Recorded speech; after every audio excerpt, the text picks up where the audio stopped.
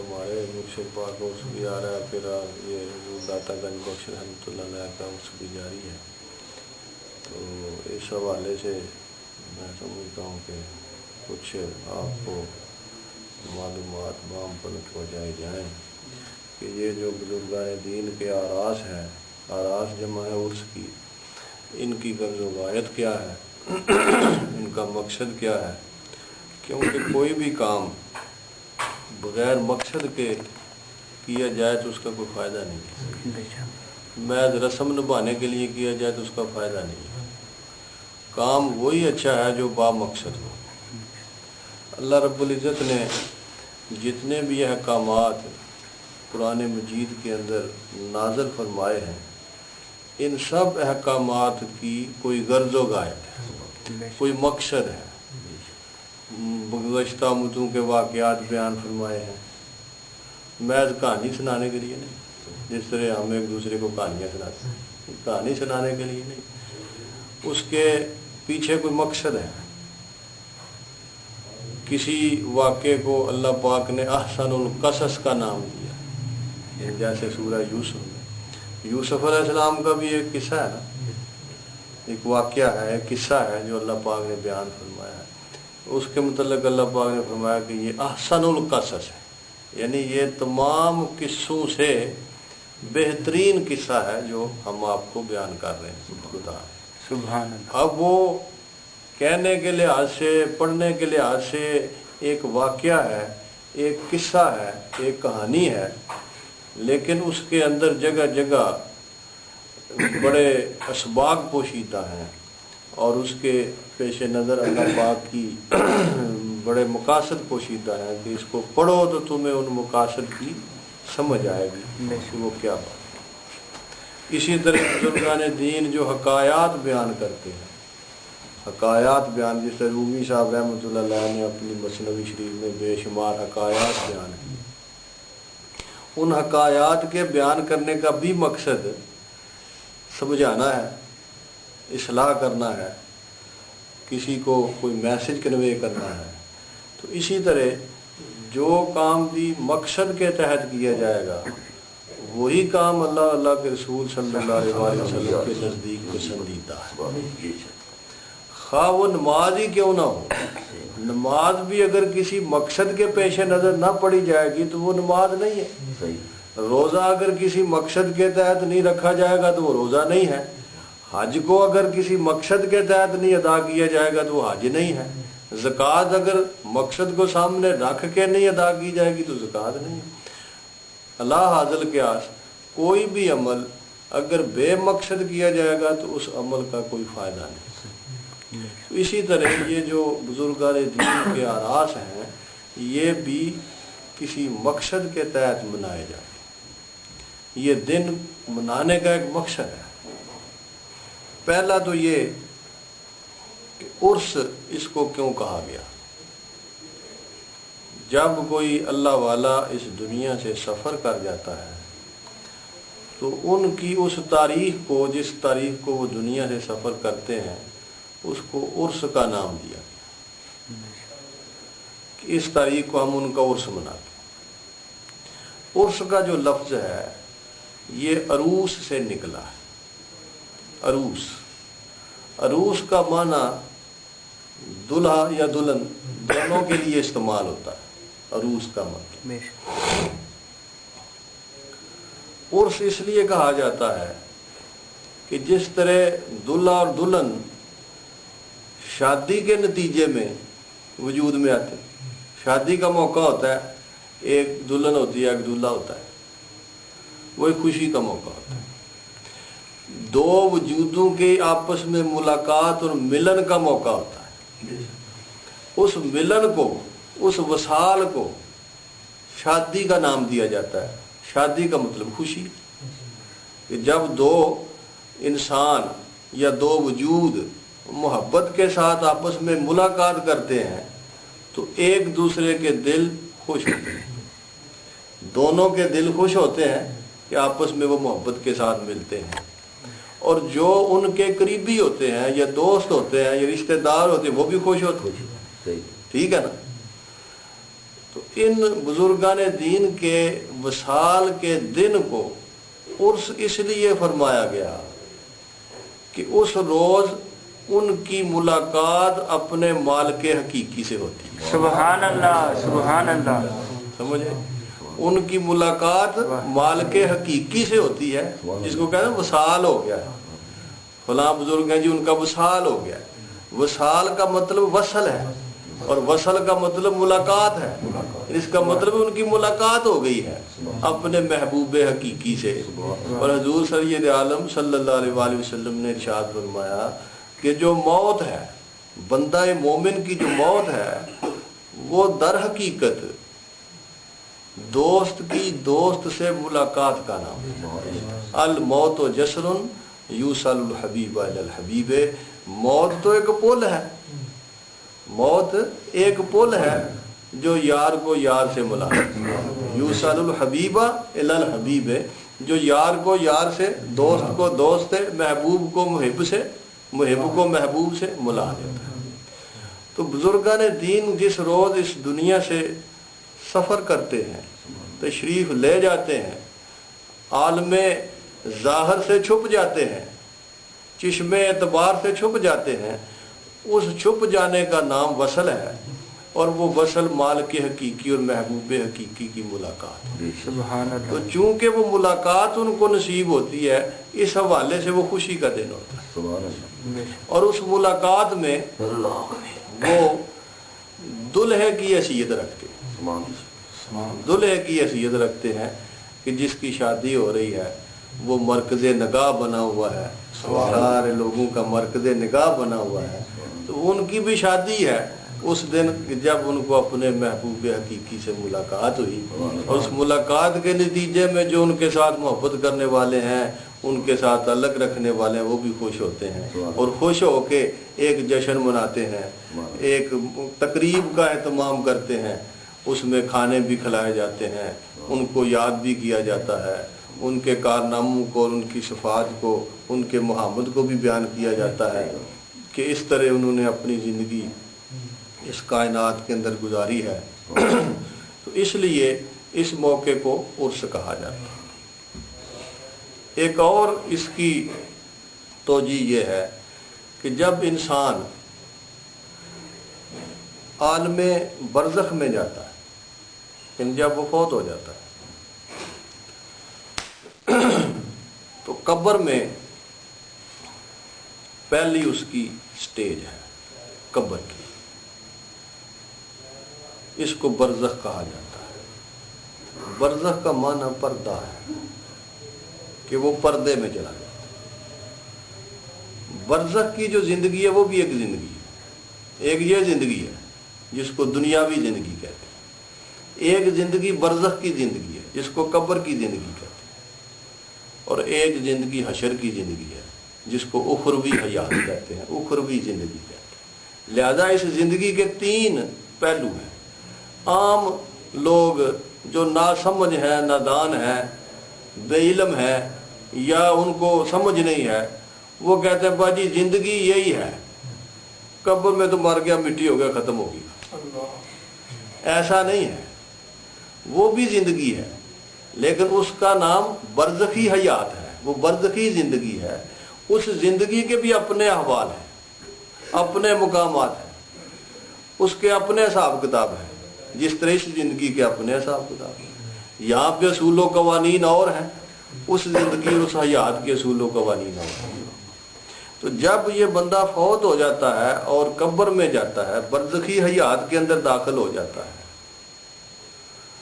تو فرشتے جن کو منکر نکیر کہا جاتا ہے وہ وہاں پہ اس کی پرسش کے لیے، امتحان کے لیے، سوال و جواب کے لیے آ جاتے ہیں، جن کو نکیرین کہا جاتا ہے. وہ اس نیک بندے سے، اگر وہ نیک ہے تو اس سے کچھ سوال کرتے ہیں. ان میں پہلا سوال یہ ہوتا ہے کہ تیرا رب کون ہے؟ من ربوں کا، تیرا رب کون ہے؟ تو وہ آگے سے جواب دیتے ہیں ربی اللہ، میرا رب اللہ ہے. پھر وہ پوچھتے ہیں تیرا دین کیا ہے؟ من دینوں کا، تیرا دین کیا ہے؟ وہ کہتا ہے دین یعنی اسلام، میرا دین اسلام ہے۔ پھر وہ کہتے ہیں کہ کیا تو اس شخصیت کو جانتا ہے، اس ہستی کو جانتا پہچانتا ہے؟ یہ بات کر کے وہ اشارہ کرتے ہیں، یہاں پہ 3 مدارج ہیں، اس سوال کے 3 مدارج ہیں، اور اس سوال کو ڈیمانسٹریٹ کرنے کے 3 طریقے ہیں۔ پہلی ٹریٹمنٹ ان کے ساتھ کی جاتی ہے جو اہل اللہ ہے، جو عاشقان مصطفیٰ صلی اللہ علیہ وسلم، جو رسول اللہ صلی اللہ علیہ وسلم کے غلام ہیں، جو ان سے عشق اور محبت رکھنے والے ہیں۔ پہلا سوال ان سے جس انداز میں کیا جاتا ہے وہ یہ ہے کہ آقا دو جہاں سید کونین صلی اللہ علیہ وآلہ وسلم اس کی قبر میں تشریف لے آتے ہیں، سبحان اللہ، خود اس کی قبر میں تشریف لے آتے ہیں۔ فرشتے یہ سوال کرتے ہیں کہ تم اس شخصیت کو، اس ہستی کو جانتے؟ تو وہ فوراً کہتا ہے کہ الصلاۃ والسلام علیہ، سبحان اللہ، سبحان جان اللہ، لیتا ہے نا۔ اہل محبت جو ہوتے ہیں، اہل عشق جو ہوتے ہیں، وہ اپنے محبوب کو نہیں پہچانیں گے اور کس کو پہچانیں گے؟ وہ فوراً حضور پہ درود پڑھتا ہے تو وہ فرشتوں کو اس کا جواب مل جاتا ہے۔ دوسری قسم ابرار کی ہے، عام مومنین مسلمانوں کی ہے، جن کے دلوں میں حضور کی محبت ہوتی ہے لیکن اتنی نہیں جتنی ان کو ہوتی ہے جو ان کے عاشق ہیں۔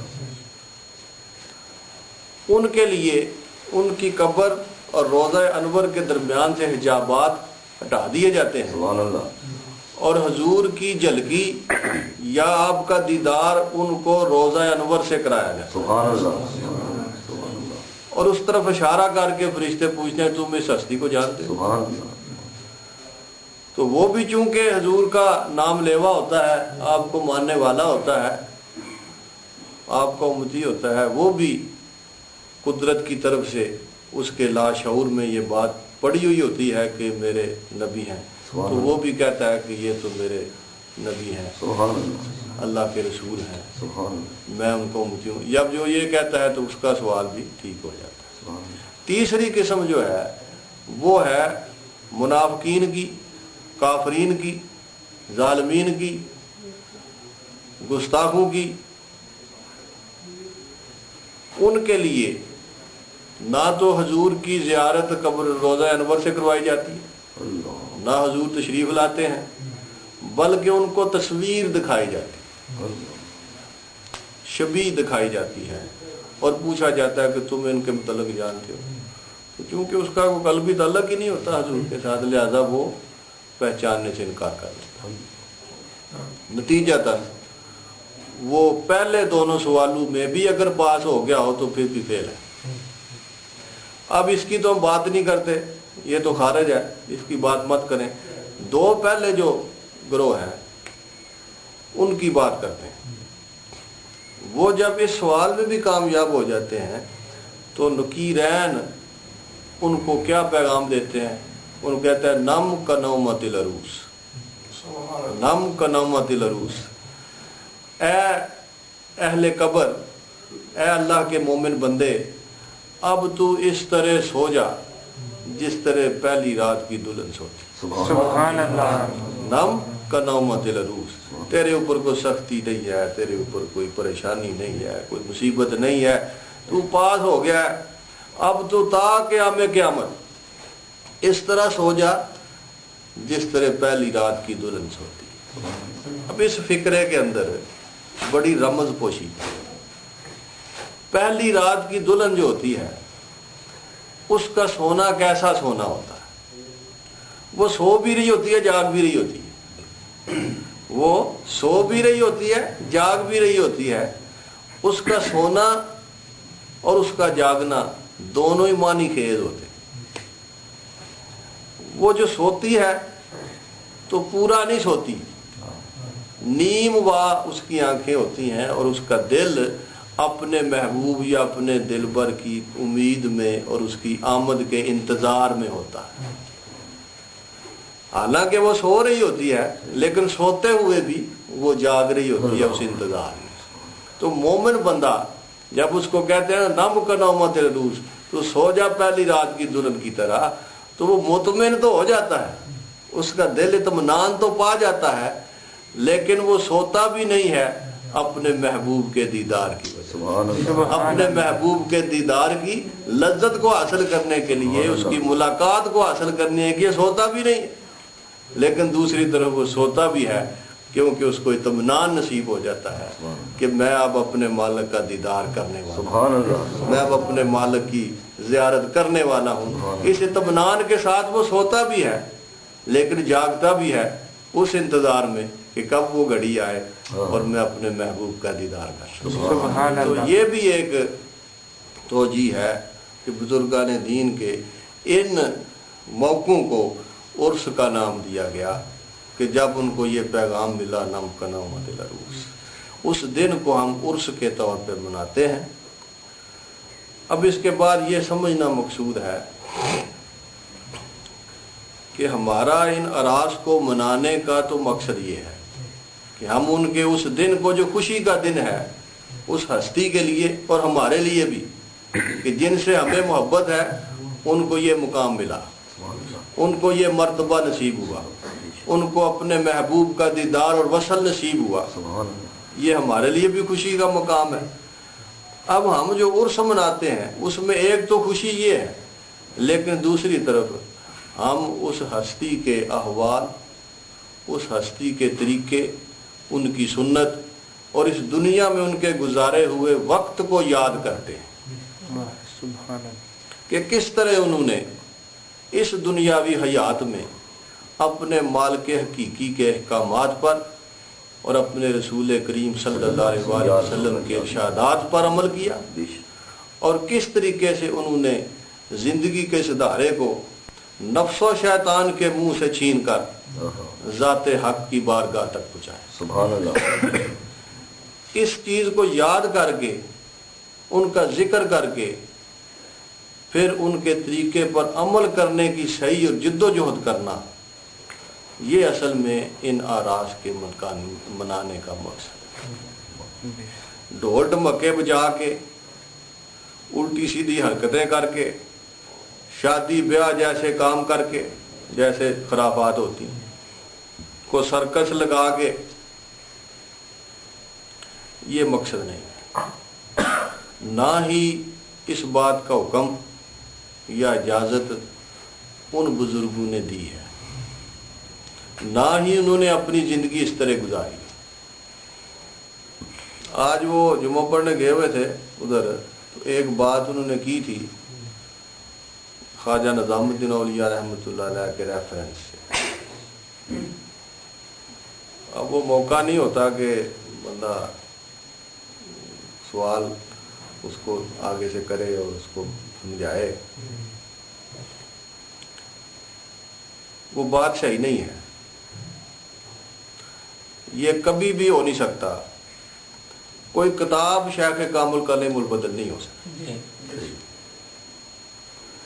जब अल्लाह की किताब ने मुल बदल नहीं बनी, अल्लाह की किताब से ऊपर तो कोई किताब नहीं है। जब अल्लाह की किताब को अल्लाह ने बंदे का नेमुल बदल नहीं समझा, बल्कि अपनी किताब की तालीम के लिए अल्लाह पाक ने अपने बरगजीदा बंदे को मबूस फरमाया और अपने बरगजीदा बंदे की इताअत का हुक्म फरमाया। बेशक सुभान अल्लाह। कुरान की इताअत का नहीं फरमाया, अपनी और अपने महबूब की इताअत को हुक्म फरमाया। बेशक सुभान अल्लाह। और ये भी फरमाया कि तुमने मेरे महबूब का अदब करना है। बेशक इल्म सीखना है, तरबियत लेनी है तो अदब के साथ लेनी है। बेशक। और जो तुम्हें कहें वो करना है, करना है। जिस शय से मना करें मना हो जाए, मना। जो तुम्हें अता करें उसको ले लेना। तो किताब जो है वो कभी भी मुर्शद कामुल का नेमुल बदल नहीं हो सकती। रहनुमाई कर सकती है आपकी किसी हद तक। और हजूर ख्वाजा निज़ामुद्दीन औलिया महबूब अलाई रहमतुल्लाह अलैह ने ये नहीं फरमाया।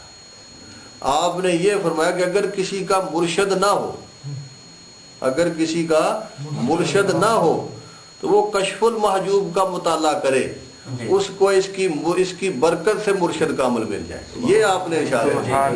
یہ نہیں فرمایا کہ آپ یہ کتاب پڑھو آپ کو کسی مرشد کی ضرورت نہیں رہے گی، یہ نہیں ارشاد. وہ کیسے یہ کہہ سکتے ہیں؟ کیا ان کو ملا؟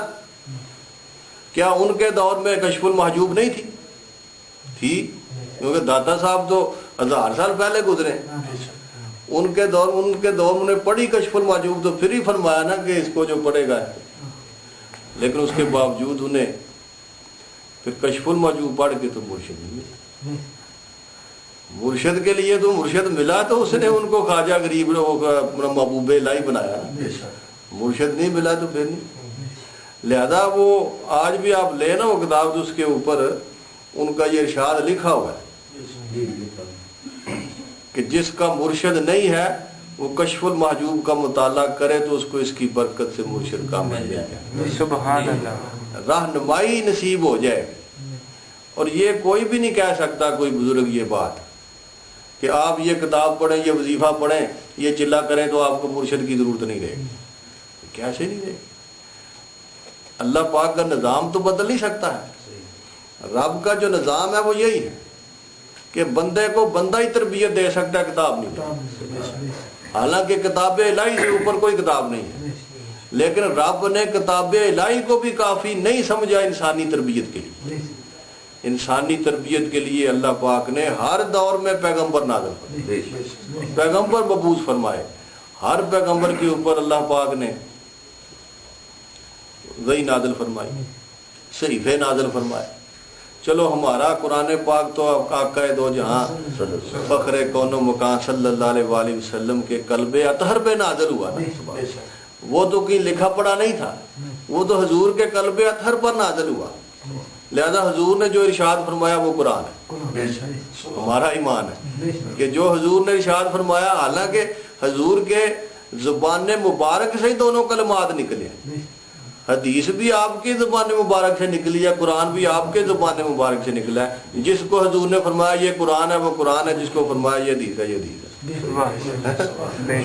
اسی زبان سے نکلا ہے. دونوں عربی میں ہی ہیں لفظ. جو حدیث کے الفاظ ہیں وہ بھی عربی میں ہی ہیں، جو قرآن کے الفاظ ہیں وہ بھی عربی میں ہی ہیں.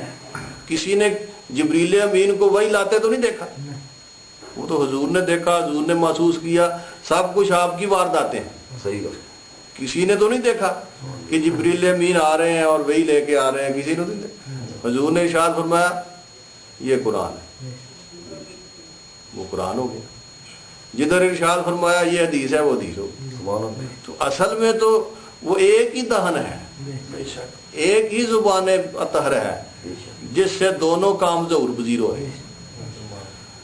اللہ پاک نے موسیٰ علیہ السلام کے اوپر قرآن، اللہ پاک ان جو تورات تھی وہ رب کریم نے موسیٰ علیہ السلام کے قلب پر اس طرح نازل نہیں فرمائی جس طرح قرآن ہمارے نبی کریم صلی اللہ علیہ وسلم پہ نازل ہے. وہ تختیوں پہ لکھی ہوئی تھی. جب کوہ طور پہ گئے ہیں تو وہاں پہ اللہ پاک نے تختیوں کے اوپر تختیاں بھیجی. ان تختیوں کے اوپر تورات کی آیات اور احکامات لکھے ہوئے تھے اور آپ وہ تختیاں لے کے اپنی قوم کی طرف آئے. اب مجھے بتاؤ تختیوں کے اوپر وہ جو ان کی زبان تھی عبرانی زبان تھی، تورات عبرانی زبان میں نازل ہوئی. عبرانی زبان بنی اسرائیل کی زبان تھی. اب ان کی اپنی زبان میں ہی تورات تختیوں پہ لکھی ہوئی تھی. اگر صرف تورات ان کی تربیت کے لیے کافی ہوتی، وہ تختیاں تو آ گئی تھیں، پھر وہ پڑھ کے تو سب کچھ کر لیتے، پھر نبی کو بھیجنے کا کیا مطلب؟ چلو یہاں تو یہ کہا جا سکتا ہے کہ حضور کے بغیر قرآن میں پتہ نہیں چل سکتا تھا.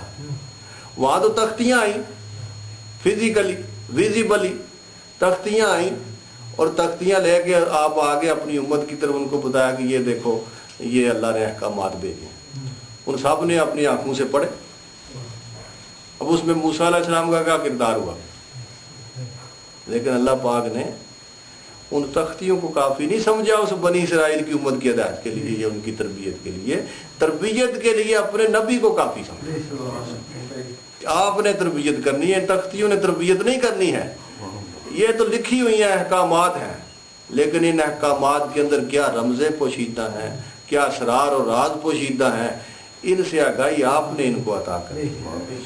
یہ خود بخود ان کو نہیں پتہ چل سکتا. اسی طرح آج بھی جو لوگ قرآن کو صفوں کے اوپر لکھتا ہوا دیکھتے ہیں اور پڑھتے ہیں اور یہ کہتے ہیں کہ ہم بس ترجمہ پڑھ کے قرآن کا سب سیکھ گئے ہیں, وہ بھی غلطی پر ہے. ان کو ایسا نہیں سوچنا چاہیے. قرآن کی سمجھ صاحب قرآن کی صحبت کے بغیر نہیں آ سکتی. حضور نبی کریم صلی اللہ علیہ وآلہ وسلم کی صحبت کے بغیر ان کو قرآن کی سمجھ نہیں آ سکتی, حالانکہ قرآن ان کی زبان میں نازل, اور جب ان کی زبان میں نازل ہوا تو پھر ان کو سمجھنے میں ترجمہ, ہم تو ترجمہ کرتے ہیں نا, یا ترجمہ پڑھتے ہیں, ہمیں پتہ نہیں, ہم اہل زبان نہیں ہیں, ہم ترجمہ پڑھ کے تو سمجھتے ہیں کہ یہ کیا لکھا ہوا ہے. الحمدللہ رب العالمین ہماری زبان نہیں ہے, عربی زبان ہے, ہم اس کا معنی سمجھنے کے لیے ترجمہ پڑھتے ہیں, اس کا ترجمہ کیا ہے, اور ذہن میں جب آتا ہے ذہن میں پہلے ترجمہ ساتھ ساتھ کرتے ہیں کہ اس کا معنی کیا ہے. لیکن میں آپ اردو بول رہا ہوں یا پنجابی بول رہا ہوں تو اس کا ترجمہ تو آپ کو نہیں نا کرانے کی ضرورت ہے. یہ تو جیسے میں جو بات کر رہا ہوں آپ سمجھ رہے ہیں, ٹھیک ہے نا. تو عرب میں جب قرآن نازل ہوا تھا, حضور نے ارشاد فرمایا تھا, تو وہ تو سمجھ گئے تھے اس کا معنی. تو اس کا مطلب یہ ہوا کہ معنی سمجھ لینے کا نام قرآن فہمی نہیں ہے. معنی سمجھ لینے کا نام قرآن فہمی نہیں ہے. معنی آ جانے سے قرآن نہیں آتا. قرآن کا سمجھنا کوئی اور بات ہے, وہ آگے کی منزل ہے, اور وہ آگے کی منزل اس شخصیت سے نصیب ہوتی ہے جو صاحب قرآن ہے. اسی لیے رب نے فرمایا کہ پہلا کام تو میرا محبوب یہ فرماتے ہیں کہ تمہیں پڑھ کے سناتے ہیں, پڑھ کے تم تک پہنچا دیتے ہیں. یتلو علیہم آیاتہ, میری آیات کی تلاوت کر کے تمہیں بتا دیتے ہیں. اب تلاوت ہو گئی, ان تک بات پہنچ گئی, انہوں نے سمجھ لی, لیکن آگے فرمایا کہ وَيُزَكِّيهِمْ, اب اس کے بعد وہ یہ کام کرتے ہیں کہ تمہارے اندر جو گند مند ہے نا یہ نکالتے ہیں, تمہارے نفس کے جو شرارتیں ان کو دور کرتے ہیں, تمہیں اندر سے باطن تمہارا پاک کرتے ہیں. باطن جب پاک ہو جاتا ہے, تختی جب صاف ہو جاتی ہے تو پھر ہی اس کے اوپر لکھا جا سکتا ہے نا. اگر پہلے ہی تختی کے اوپر الٹے سیدھے روح لکھے ہوں, لکیریں پڑی ہوئی ہوں, تو اس کے اوپر کیا لکھیں گے؟ تختی کو پہلے دھوئیں گے, اس کو صاف کریں گے, اس کے اوپر گاچی ملیں گے, پھر وہ سوکھ جائے گی, پھر اس کے اوپر خشکتی لکھیں. تو اب تمہارے جو باتوں میں سن تو لی ہے تم نے بات, لیکن اس بات کی حقیقت اس وقت تک تمہارے اوپر کھول نہیں سکتی جب تک تمہارے اندر کا زنگ دور نہیں ہوتا, جب تک تمہارے باطن کی خباستیں ختم نہیں ہوتی, جب تک تمہارے اندر کے اندھیرے دور نہیں ہوتے, اس وقت تک اس تلاوت کی جو اصل غرض و غایت ہے وہ تمہارے اوپر وارد نہیں ہو سکتی. لہذا حضور نے پھر دوسرا کام یہ کیا کہ ان کو ان کا تزکیہ فرمایا, ان کو پاک. جب پاک ہو گئے تو پھر اللہ پاک نے فرمایا اب وَيُعَلِّمُهُمُ الْكِتَابَ وَالْحِکْمَةَ, اب ان کو کتاب اور حکمت کی تعلیم دینے کا فائدہ ہے. اس سے پہلے کوئی فائدہ نہیں تھا, بس تلاوت سن لی ہے. قرآن سنتے نہیں, یہ ساری تراویحیں پڑھتے ہیں, 30 سپارے پیچھے کھڑے ہو کے سنتے نہیں ہیں, تو سن کے کیا فرق پڑتا ہے؟ اکثر لوگ جو ہے 99% ان کو تو سمجھ ہی نہیں آتی. حافظ صاحب اتنی رفتار سے پڑھ رہے ہوتے ہیں کہ ان کے تو پلے ہی کچھ نہیں پڑتا نا کیا پڑھ رہے ہیں, وہ بس کھڑے ہوئے ہیں, بس ٹھیک ہے قرآن پڑھا جائے.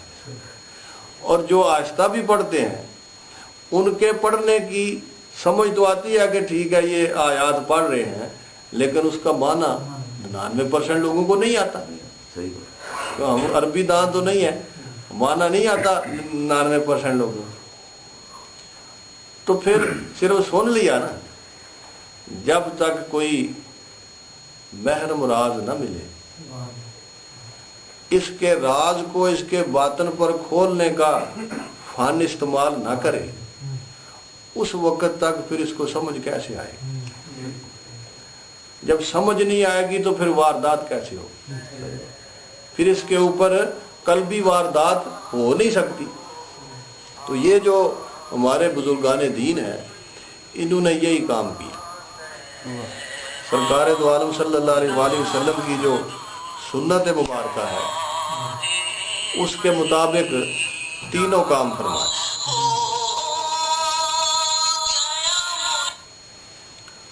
السلام علیکم۔ بندے کا باطن صاف ہو جاتا ہے، پھر انوار و تجلیات کی بارش اس کے اوپر آتی ہے۔ پھر وہ جو علم اللہ پاک نے اپنی اس کتاب کے اندر رکھا ہوا ہے اس علم کا تعلق چونکہ براہ راست ذات حق کے ساتھ، ایک ایک حرف علم و حکمت کے خزانوں سے بھرا ہوگا۔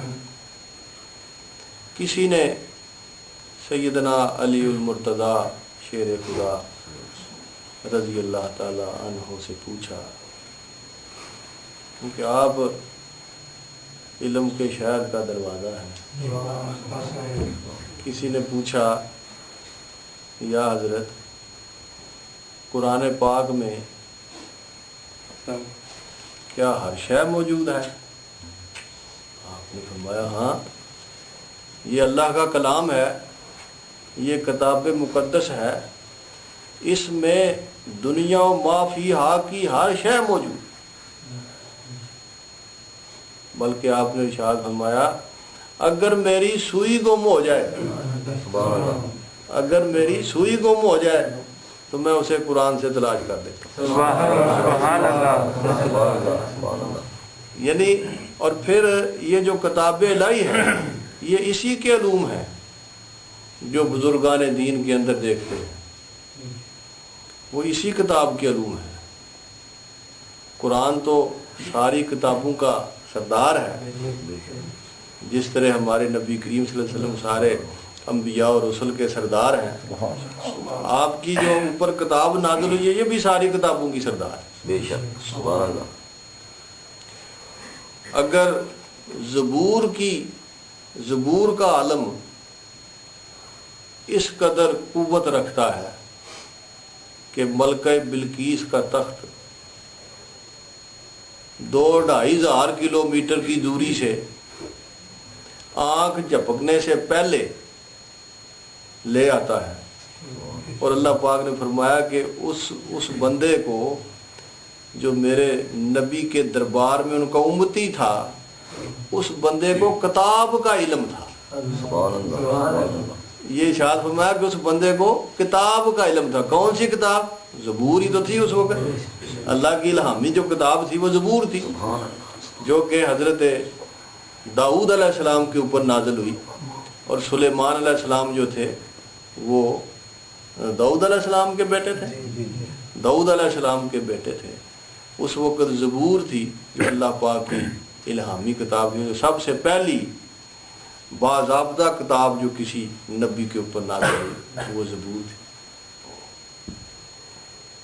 وہ واقعہ آپ نے سنا ہوا ہے، جب ملکہ بلقیس جو ملک سبا میں رہتی تھی، اور سبا یہ یمن کے علاقے میں ایک بستی تھی سبا، سلیمان علیہ السلام فلسطین کے علاقے میں آپ کا دربار تھا۔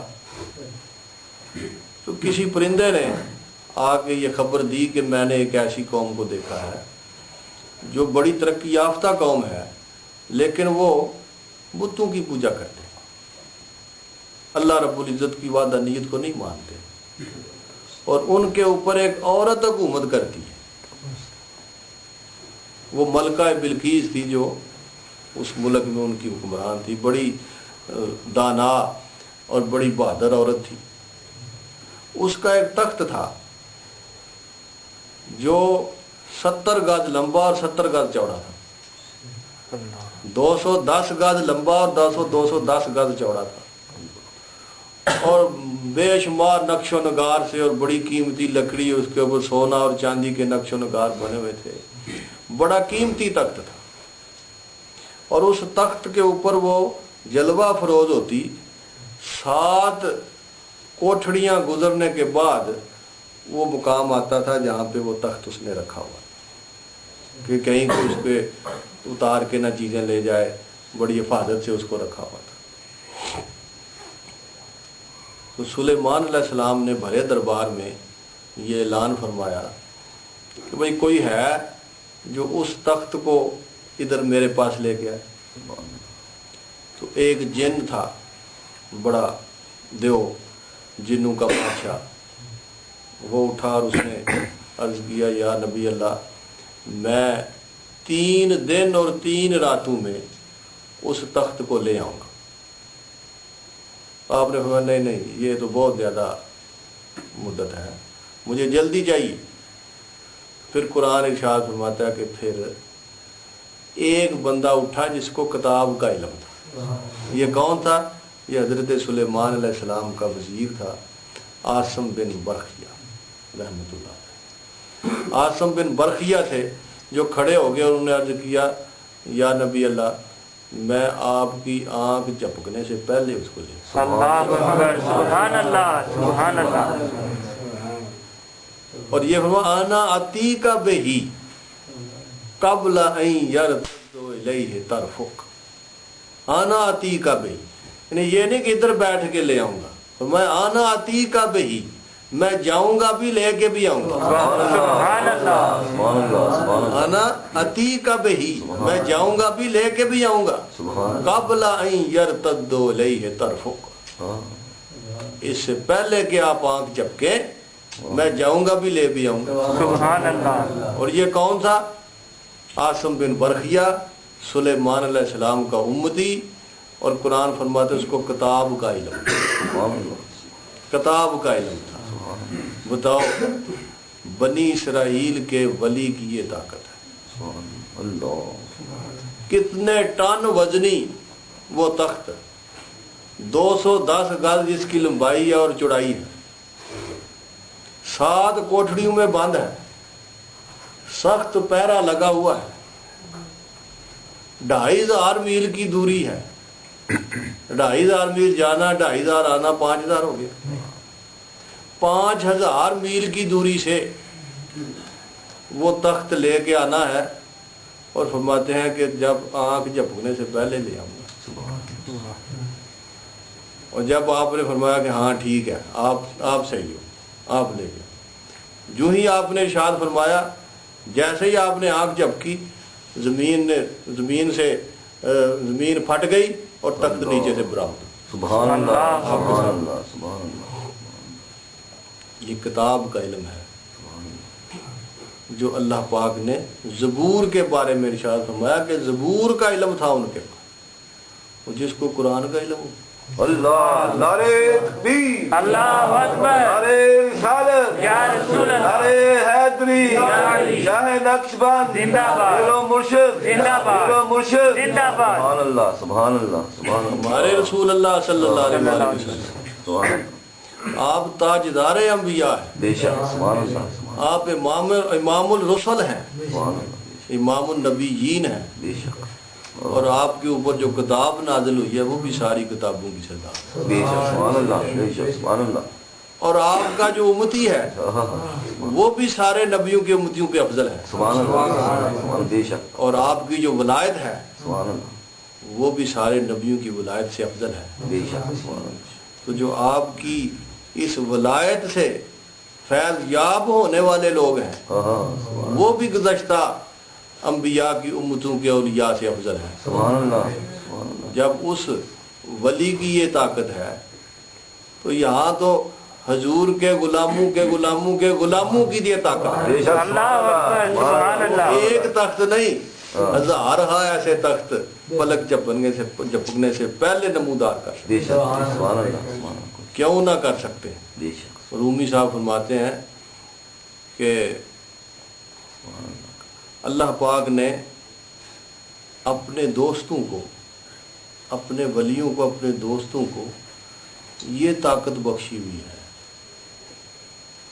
کہ کمان سے نکلے ہوئے تیر کو رستے سے واپس لیا، سبحان اللہ، سبحان اللہ، بے شک، اللہ، سبحان اللہ، اولیاء را ہست طاقت از الہ، اولیاء را ہست طاقت از الہ، تیر جستاباد گردان الجراح۔ سبحان اللہ، اللہ نے اپنے دوستوں کو یہ طاقت بخشی ہے کہ کمان سے نکلے ہوئے تیر کو راستے سے واپس لے، سبحان اللہ، بے شک، سبحان اللہ۔ لیکن وہ شعبدے بازی نہیں کرتے۔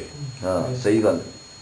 کرامت کا جو ظہور ہے اس کے اوپر قابو رکھنا خصوصاً نقش بندی بزرگوں کا وطیرہ ہے۔ سبحان اللہ، خصوصاً ہمارے حضرت شیخ احمد سرہندی مجدد الفسانی امام ربانی رضی اللہ تعالیٰ عنہ جب گوالیار کے قلعے میں آپ کو قید کیا گیا، جو قلعے دار تھا بادشاہ کا بڑا منہ چڑھا تھا، اس نے آپ کے ساتھ بے ادبی سے پیش آیا، تو آپ کے ساتھ جو خلفاء تھے آپ کے، وہ بھی آپ کے ساتھ ہی تھے۔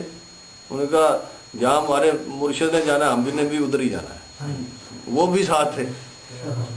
تو ایک خلیفہ صاحب تھے، انہوں نے جب یہ اس کا سلوک دیکھا تو انہوں نے اپنی روحانی قوت استعمال کی، چھلانگ لگا کے قلعے کی فصیل پہ جا بیٹھے۔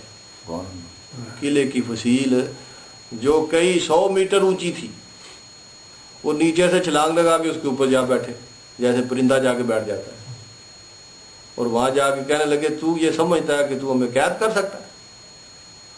ہمیں تو اپنے مرشد کی فکر ہے، ہمیں تو ان کی وجہ سے ہم چپ ہیں، ورنہ تو ہمیں قید نہیں کر سکتا۔ تو آپ نے جب یہ دیکھا تو ان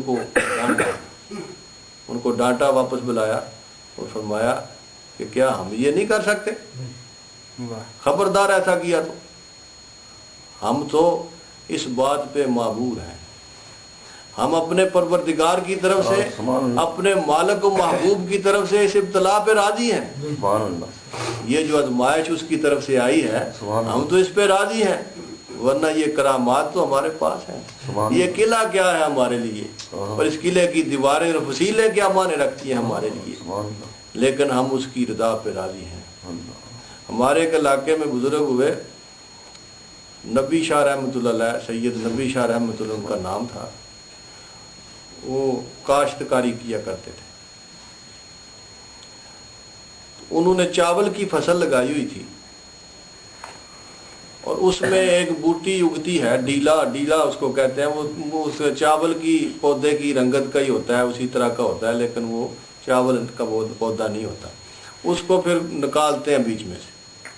اس زمانے میں یہ پیسٹی سائڈ نہیں تھی، اس زمانے میں ہاتھ سے چن کے سخت گرمی میں وہ دھوپ میں اس کو نکالا کرتے تھے۔ تو آپ نے وہ چاول کی فصل لگائی ہوئی تھی، اور اس میں سے آپ پانی کھڑا ہوا تھا چاول کی فصل کے اندر، اور اس میں جا کے تو وہ نکال رہے تھے۔ بڑی مشقت کا کام ہے، نیچے سے پانی گرم ہوتا ہے، اوپر سے دھوپ سخت پڑ رہی ہوتی ہے، اور پانی اپنا وہ جو گیس ہے وہ بھی چھوڑ رہا ہوتا ہے، اور بڑی مشقت کا کام۔ ایک ہندو یوگی تھا، وہ چلتا پھرتا کہیں ادھر آ گیا، ماکھن شاہ اس کا نام تھا، پتہ نہیں کیا نام تھا، بہرحال وہ آ گیا ادھر چلتا ہوا۔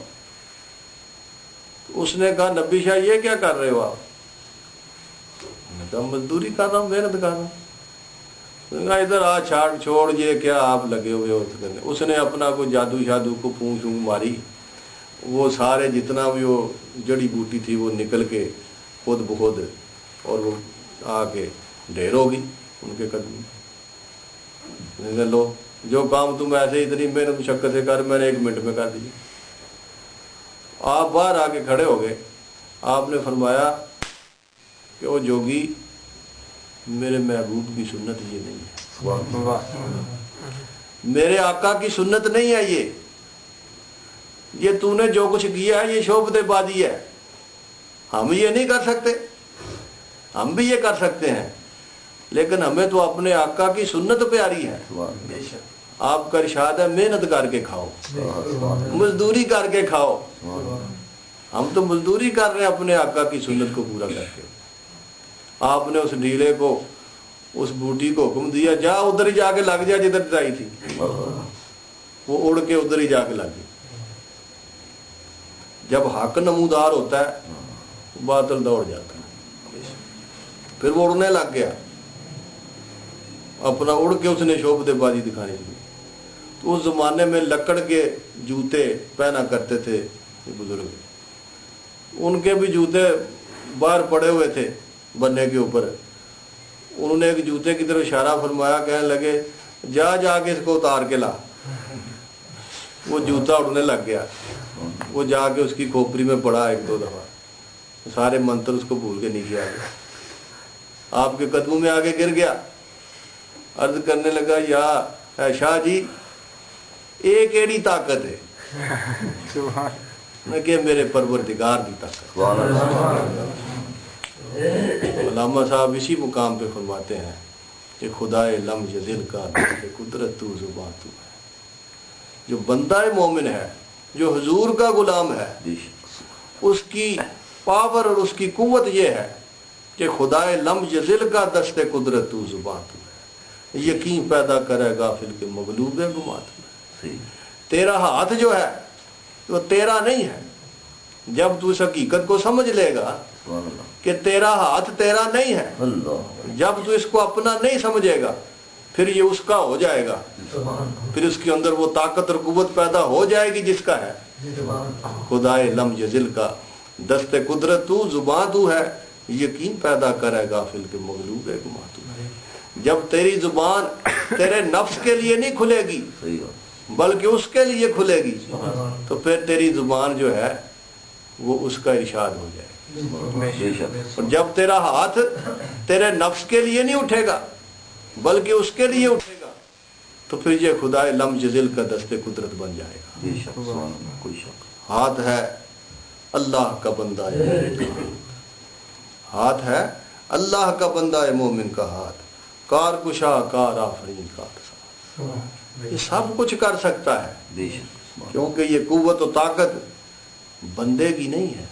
यही गलतफहमी हो जाती है लोगों को, ये बंदे की कुव्वत और ताकत नहीं है, ये रब की कुव्वत और ताकत है। तो रब की कुव्वत और ताकत पे किसको इतराज हो सकता है? जब ये आंखें वो फरमाता है कि मेरी तेरी नहीं मेरी है, जब वो ये इरशाद फरमा दे कि ये आंखें तेरी नहीं है मेरी है, तो फिर इन आंखों से क्या पोशीदा रह जाता है? फिर कौन सा हाल है जो इन आंखों से पोशीदा? हादसा जो अभी पर्दा अफलाक में है, हादसा जो अभी पर्दा अफलाक में है, अक्स उसका मेरे सीना अदराक में है। जब बंदा मोमिन का कलब शीशा हो जाता है तो फिर ये जामे जम की तरह कायनात की हर हर शय में इसका अक्स नमूदार हो जाता है। ये तो एक बादशाह था ना जमशेद, उसके पास एक प्याला था, उसको जामे जम कहा जाता है। वो प्याला जो था ना वो जादुई प्याला था कि उस प्याले में से वो जो कुछ भी देखना चाहता देख लेता था। दुनिया में कहीं को वाकया हो रहा होता, वो प्याला जो है ना उसके अंदर से उसको नजर आता। तो तारीख ने उसको जामे जम कहा है, जामे जम से मेरा जामे सफाल अच्छा है। यानी हमें वो जामे जम की जरूरत तो नहीं है, जामे जम से मेरा जामे सफाल अच्छा है। ये मेरे कल्ब का जो आईना है, जब ये पाक और साफ हो जाता है तो फिर हादसा जो भी पर्दा अफलाक में है, अक्स उसका मेरे सीना अदराक में है। फिर ये सारे के सारे मनाजर इसके सीना बेबाक में, सीना अदराक में आ जाते हैं। फिर ये उनका मुशाहिदा अपने सीने से कर रहा होता है। जब जरा गर्दन झुकाई देख ली तो इस अंदाज में फिर उसको ये हाल नसीब हो जाता है। ये उस वक्त नसीब होता है जब ये समझ जाए बात को, जब नफ्स और शैतान के खराफात से और इसके तोहमात से आज़ाद हो जाए। इसका सोचना, इसका उठना, इसका बैठना, इसका करना, इसका देखना उसके लिए हो जाए, तो फिर ये नहीं रहता, फिर वही हो जाता है। और यही इसका मुकाम और मर्तबा है। और अल्लाह पाक ने अपने महबूब की उम्मत में इस मर्तबे को आला मुकाम पे पहुँचा दिया। इसीलिए तो आपकी उम्मत का जो वली है, कम से कम दर्जे वाला वली, वो पहली उम्मतों के आला से आला वली की वलायत से भी अफजल है। क्योंकि हुजूर की वलायत का एक एक मामूली सी झलक उसको नसीब हो गई। सुभान अल्लाह। वो किसी یعنی ان کا مقابلہ کوئی کر نہیں سکتا ہے. چے جائے کہ ایسے اولیاء اللہ حضور داتا گنج بخش رحمۃ اللہ علیہ جیسی ہستیاں جن کا حسب بھی نسب بھی اور جن کی روحانیت بھی اس کمال کے اوپر پہنچی ہوئی ہے کہ آپ نسبی طور پہ بھی حضور کا خون ہے, آپ حسنی حسینی سید ہیں اور روحانی مدارج بھی آپ کے بے پناہ بلند ہیں کہ گنج بخش فیض عالم مظہر نور خدا ناقصانہ پیر کامل کاملانہ رہنما. اور حقیقت بھی یہی ہے. میں نے تو جو مشاہدہ یا ادراک مجھے ملا ہے, آپ اس علاقے میں سرکار دو عالم صلی اللہ علیہ وسلم کو سمجھیں کہ پیے ہیں, اسپیشل اسسٹنٹ جس کو کہا جاتا ہے. اسپیشل اسسٹنٹ وہ ہوتا ہے جو کسی حاکم کا, حکمران کا, کسی افسر کا بڑا قریبی آدمی, جتنے بھی کام ہوتے ہیں اس کے ذریعے سے ہوتے ہیں سارے, اس کی بارگاہ میں اس کے دفتر میں پٹ اپ ہوتے ہیں اور وہ آگے پھر اپنے افسر بالا کی خدمت میں ان کو پیش کرتا ہے. تو آپ کا جو مرتبہ ہے اس پنجاب کے اندر بے شک وہ یہی ہے کہ سرکار دو عالم صلی اللہ علیہ وآلہ وسلم کی بارگاہ سے جتنے احکامات صادر ہوتے ہیں بے شک وہ آپ کے وسیلے واسطے بے شک. سبحان اللہ. اتنا بلند مقام آپ نے پایا ہے اور کتنے ہی بزرگوں نے آپ کی مرکز نور سے فیض حاصل کیا ہے. ان لوگوں کی جو قبور ہیں وہ جنت کے باغ ہیں, وہ فیض کے خزانے ہیں, لیکن کوئی ہو تو صحیح فیض لینے والا. اکثر لوگ تو اس نفس پلید کی خاطر ہی جاتے ہیں, اپنی نفسانی خواہشات و مرادیں مانگنے کے لیے جاتے ہیں, کوئی اپنے اس باطن کی دولت مانگنے کے لیے بھی تو جائے. جو ان کو تقسیم وہ کر رہے ہیں ان کی منشا تو یہی ہے کہ ہمارے پاس جو آئے وہ باطن کی دولت حاصل کرنے کے لیے آئے. لیکن اکثر وہی ہے کہ جو سمجھتے ہیں داتا صاحب گئے تھے, ہمیں یہ مل گیا, ہمیں یہ اتنا مال مل گیا, ہمیں فلاں کام ہو گیا, فلاں کام ہو گیا. اصل کام کی طرف توجہ صحیح ہے, لیکن جو اصل کام کی طرف توجہ کرتے ہیں ان کو وہ ملتا ہے, اور جب وہ ملتا ہے تو پھر وہ یہ بات کہتے ہیں گنج بخش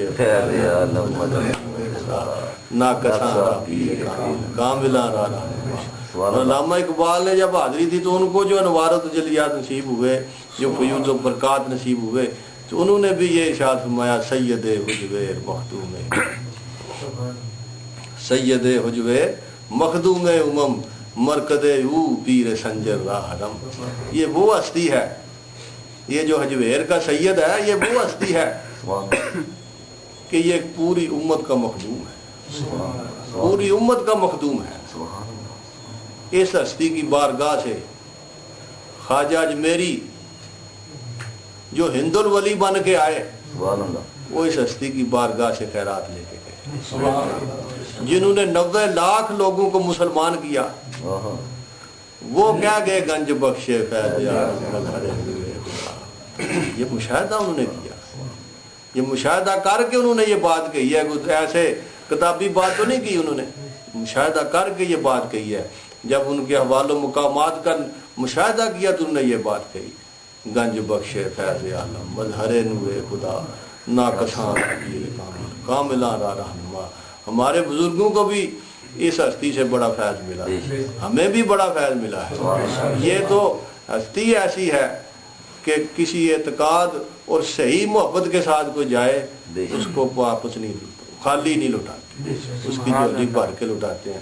ہمارے جو سلسلے میں ہمارے متوسلین ہیں, مریدین ہیں, ان کو بے پناہ رہنمائیاں اور محبتیں اور عطائیں اس بارگاہ سے عطا ہوئی ہیں. کئی لوگوں کو تو حضور نے خود بھیجا ہے ادھر, ادھر جاؤ, ہدایات دے کے فرمودات دے کے ان کو بھیجا ہے کہ ادھر جاؤ.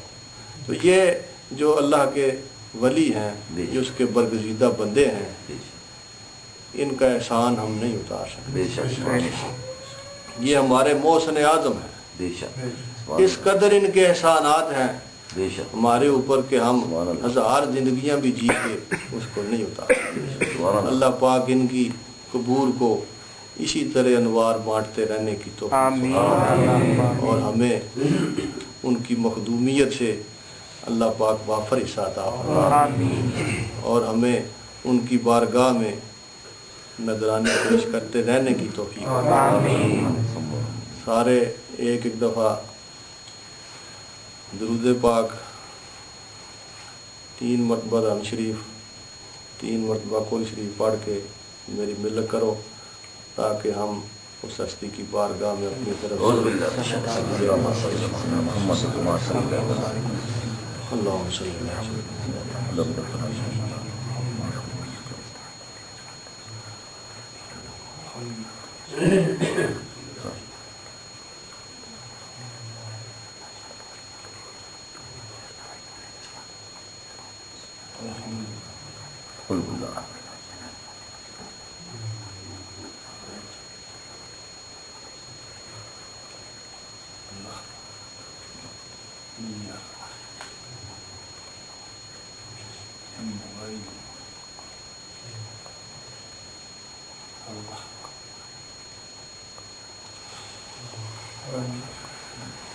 الحمدللہ رب العالمین والصلاة والسلام سید الانبیاء والمرسلین وعلی آلہ وصحبہ یا مولا کریم جو کلام پاک ہم نے پڑھا ہے صرف تو کی ہے اسے اپنی بارگاہ میں قبول و منظور مولا اس کا اجر و ثواب ہدیۃً تحفۃ اللہ کا انعام دار مدنی تاجدار حبیب کبریا سید الانبیاء صلی اللہ علیہ وسلم کی بارگاہ اقدس میں پیش کرنے کے بعد آپ کے وسیلہ جلیلہ سے جمیع انبیاء کرام علیہ الصلوۃ والسلام صحابہ کرام تابعین تبع تابعین اہل بیت کرام امہات المومنین آپ کی اولاد آل اولاد پاک آپ کی امت کے جمیع اولیاء کرام خصوصاً بالخصوص سیدنا علی بن عثمان جویری دادا گنج بخش رحمۃ اللہ علیہ مبارکہ مقدسہ کو پیش کرتے ہیں قبول یا مولا کریم اپنے محبوب کا صدقہ ہماری طرف سے یہ نذرانہ آپ کی بارگاہ میں پیش کرتے ہیں قبول یا الہ العالمین آپ کے درجات و مقامات کو بلندیاں عطا فرما یا مولا آپ کے فیض عام کو ہر چہار سو میں اسی طرح جاری و ساری فرما قیام قیامت آپ کے فیوز و برکات سے عالم اسلام کو حصہ حاصل کرنے کی توفیق یا الہی اپنے محبوب کا صدقہ ہمیں آپ کے فیوز و برکات سے ہمارے سینوں کو منور فرما یا مولا کریم جو احسانات انہیں روحانی انداز میں ہمارے اوپر کیے ہیں ان کی انہیں اعلیٰ جزا عطا فرما یا رب ذوالجلال والاکرام اپنے محبوب کی محبت کا صدقہ ہمیں ان کے نقش قدم پر چلنے کی توفیق یا الہی جس طرح پاک باز اور پر عشق زندگی انہوں نے گزاری ہے ہمیں بھی ان کی خاک راہ سے پھول چننے کی توفیق یا رب ذوالجلال والاکرام اپنے محبوب کی محبت کا صدقہ ان سب کے اوپر اپنی رحمت کا نزول مولا ان کے احوال و مقامات کو بلندیاں عطا ان کے سینوں کو عشق مصطفیٰ سے منور یا مولا ان کی زندگیوں کو سنت مصطفیٰ سے منور یا رب کریم ان کے حال احوال پہ برکت و رحمت کا مولا ان کی اولادوں کو نیکی راہ سے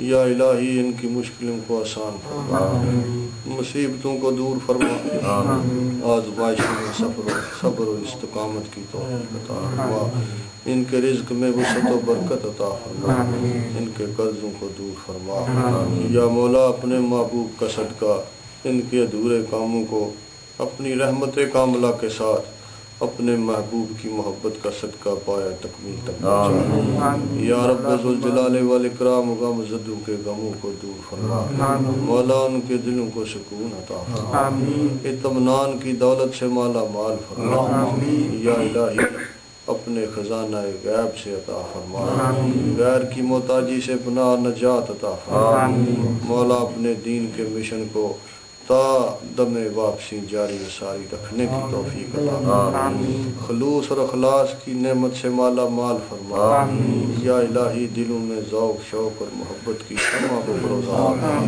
مولا نفس و شیطان کی نحوستوں اور تاریکیوں سے نجات عطا فرما، یا مولا قلوب کے اندھیروں کو اپنے ذکر سے، اپنی محبت سے اور اپنے محبوب کے عشق سے دور فرما، یا رب ذوالجلال والاکرام اپنے محبوب کا صدقہ سستیوں اور کاہلیوں کے درگزر فرما، مولا کریم ہمارے گناہوں کو معاف فرما، ہماری خطاؤں کو بخش دے، ہماری سوچیوں اور فکروں کو پاکیزگی عطا فرما، ہمیں توبہ اور انابت کا دروازہ ہر وقت کھٹکھٹانے کی توفیق نصیب، یا مولا کریم اپنی بارگاہ ناز میں ہر وقت جھکے رہنے کی توفیق عطا فرما، اللہم یا رب بجاہ نبیک المصطفیٰ و رسولک المرتضی طہر قلوبنا من کل وصف یباعدنا عن مشاہدتک و محبتک وامتنا علی السنة والجماعت والشوق الی لقائک یا ذا الجلال والاکرام، وصلی اللہ تعالی علی رسول خیر خلقہ ونور عرشہ وزینت فرشہ وقاسم رزقہ سیدنا و مولانا محمد وآلہ واصحابہ اجمعین برحمتک یا ارحم الراحمین۔